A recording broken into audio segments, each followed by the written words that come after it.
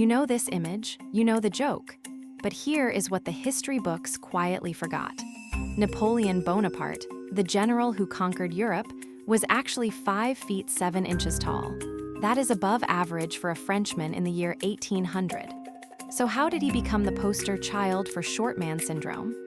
The answer is hidden in a doctor's scribbled note, a wartime cartoon offensive, and a metric mistake that fooled the world. This is a detective story about the making of a monster. Look around. The myth is everywhere. Psychology textbooks reference the Napoleon complex. Movies show him as a tiny, raging figure. Memes recycle the insult without a second thought. The image of the short, angry man is burned into collective memory. It has survived for over 200 years. It has outlived the empire he built. It has outlived his enemies, his descendants, and the world he knew. The myth is so durable that almost no one stops to ask a simple question. Was he actually short? The case file is deceptively simple. 3 pieces of evidence built the myth. The first is a corpse on a damp island, measured by a doctor. The second is a stack of satirical prints from a London shop. The third is a statistic that almost nobody bothered to check. Each one alone would not have been enough. Together, they created one of the most successful image assassinations in modern history. To understand how the lie was made, we will examine each piece in order. We begin with the body. Napoleon died on the 5th of May, 1821, on the remote island of St. Helena. He was 51 years old. The British had exiled him there after his final defeat at Waterloo, and they kept him under constant guard. When he died, an autopsy was performed. Among the physicians present was a Corsican doctor named Francesco Antommarchi. He recorded the physical dimensions of the former emperor. In his notes, Antommarchi wrote that Napoleon measured 5 pieds 2 pouces. That specific measurement, 5'2", would become the bedrock of everything that followed. Now, pull on that number. 5 feet 2 inches. That does sound short. Even in the early 19th century, it would have been below average for a man. And that is the number British newspapers repeated. That is the number caricaturists latched onto. That is the number that school children eventually memorized. But the detail everyone missed, and by everyone, I mean generations of historians, journalists, and textbook writers, was the unit. Antommarchi was not using the English foot. He was using the French foot, the pied du roi. And the French inch, the pouce, was longer than the English inch. A lot longer. A French pouce measured about 2.7 centimeters. An English inch measured about 2.54 centimeters. When you convert 5 pieds 2 pouces into modern imperial units, you get roughly 5 feet 7 inches. Perhaps a fraction above that. The exact conversion varies slightly depending on which historical standard you use, but the forensic conclusion is consistent. The number 5'2" was correct in French units. In English units, it was wrong. The doctor's note was not a record of shortness. It was a record of normalcy that got lost in translation. This is where the case gets strange. The conversion error did not remain a quiet academic footnote. It became public. Even Napoleon himself may have contributed to the confusion. There are records suggesting he quoted his height as 5'2" without specifying the unit. Whether that was carelessness, pride, or a simple assumption that everyone around him would understand the French system is unclear. But British intelligence officers and newspaper editors saw something else. They saw a number they could exploit. Imagine a London newsroom in 1803. Britain is at war with France. Napoleon is the most feared man in Europe.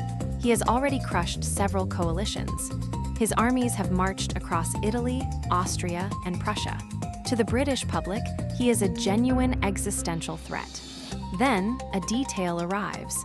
The Corsican ogre is barely over 5 feet tall. The propaganda value was immediate. The number 5'2" began to appear in British papers, stripped of any context about units. The seed was planted. Now it needed an artist. James Gillray was not just a caricaturist. He was a weapon. Born in 1756, Gillray had a savage talent for turning political figures into grotesque, unforgettable images. By the time Napoleon rose to power, Gillray was already famous for his biting satires of the British establishment. But when he turned his pen toward the French enemy, his work became something else. It became state-adjacent psychological warfare. The British government, while rarely openly admitting it, commissioned and encouraged these prints. They were distributed widely across Britain and smuggled into occupied Europe. They were cheap, portable, and devastating. The most famous of these was Little Boney.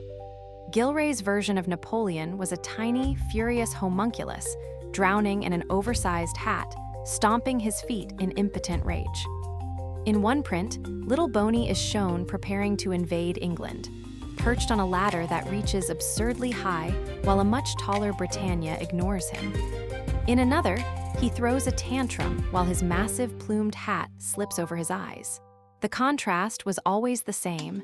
Napoleon was minuscule, his enemies were giant, his rage was comically oversized. The visual message was unmistakable. This is not a conqueror. This is a tantrum-throwing dwarf. The genius of Gillray's campaign was its repetition. Print after print hammered the same physical traits: tiny body, huge headgear, exaggerated gestures, and always that simmering, childish fury. The image was so simple it could be understood at a glance. It required no translation. It spread faster than any written report. The caricatures were posted in taverns, passed between soldiers, reprinted in foreign newspapers. They became a visual meme decades before the word existed. Look at these prints today and you will notice something else. Gillray often placed Napoleon next to tall British figures, a beefy John Bull, a towering admiral, a statuesque Britannia. The size difference was not just symbolic. It was literal.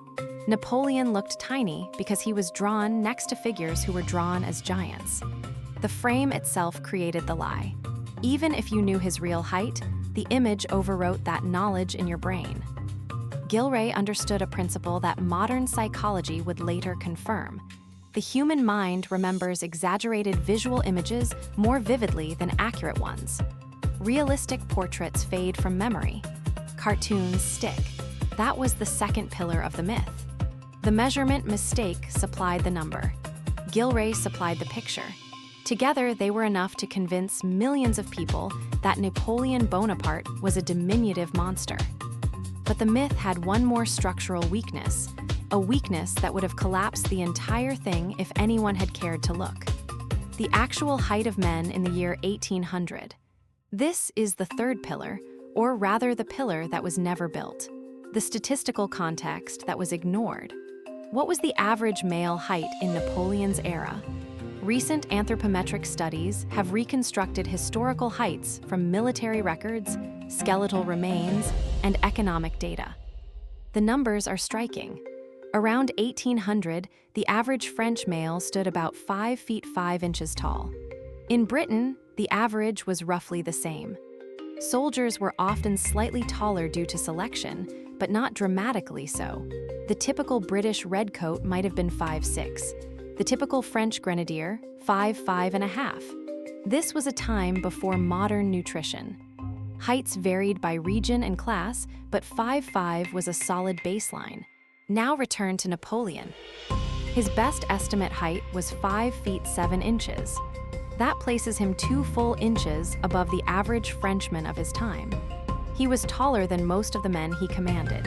He was taller than many of the British soldiers sent to fight him.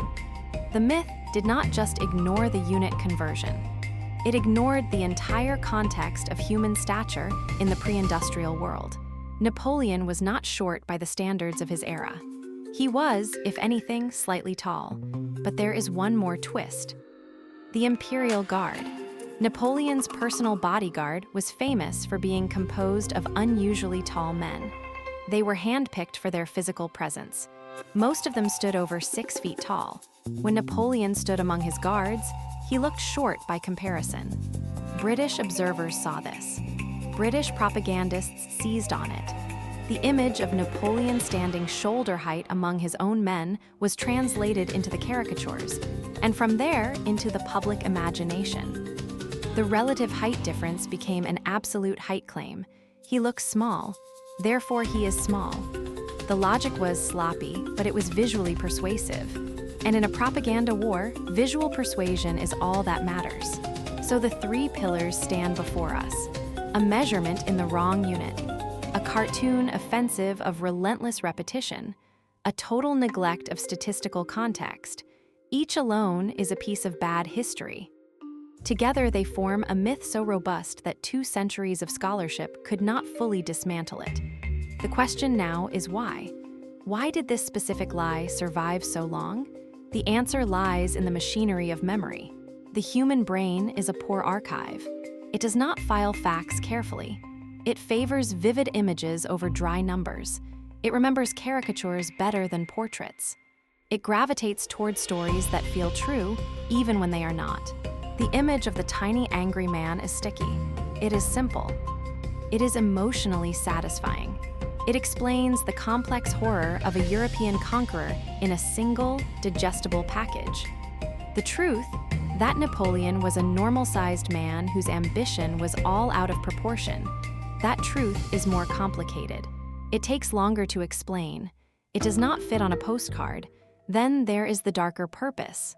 The myth was not just a product of error and artistic flair. It was actively useful to the British state. Britain was fighting for its survival against Napoleonic France. The man was not just a military threat, he was a symbol of revolutionary energy, of continental ambition, of a world order in which Britain might become irrelevant. Cutting him down to size was a strategic imperative. The caricatures made him seem absurd. They made defeat seem inevitable. They transformed fear into contempt. When a French army was marching, the British public could look at a Gillray print and laugh. That laughter was a kind of armor. The British government understood this. The prints were cheap enough to circulate among the working class. They hung in pub windows and barbershops. They reached audiences that could not read. They created a shared visual language of mockery. And the target of that mockery, trapped on St. Helena years later, understood exactly what had been done to him. Napoleon himself reportedly said that the cartoonists had done more damage to him than a dozen enemy regiments. He was not wrong. The myth outlived the man because it never needed him to survive. By the time Napoleon died, the image of the tiny tyrant was already a cultural artifact. In the decades that followed, historians repeated the 5-2 figure without checking the footnote. Novelists embellished the image.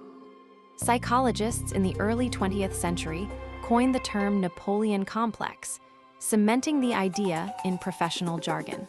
The term describes a supposed syndrome in which short men overcompensate for their height with aggressive behavior. The irony is that the man it was named after was not short. The complex is a clinical label built on a propaganda lie. Hollywood did the rest. Film after film cast short actors or used camera angles to exaggerate Napoleon's stature. Animated films portrayed him as a literal dwarf. Comedians deployed the joke, so often it stopped being a joke and became common knowledge. By the 21st century, asking whether Napoleon was short felt like asking whether water was wet. Nobody questioned it. The lie had achieved the ultimate level of propaganda success. It had become invisible. It was simply the truth. Now we return to the caricature. Look at it again. The tiny figure, the massive hat, the clenched fists, the ridiculous posturing. For 200 years, this has been Napoleon. But you now know what it actually is. It is a deliberate act of image assassination. It is a false document introduced into the historical record. It is the centerpiece of a cold case that was never properly investigated until the evidence was assembled in full. The case is now closed. Was Napoleon short? No. The physical record is unambiguous. He stood 5 feet 7 inches tall. He was above average for his time. The number 5'2" was a measurement in French units, misinterpreted as English. The caricatures that spread that number were a coordinated propaganda offensive designed to shrink a terrifying enemy. The statistical context that would have corrected both errors was ignored, because the lie fit the narrative Britain needed to tell.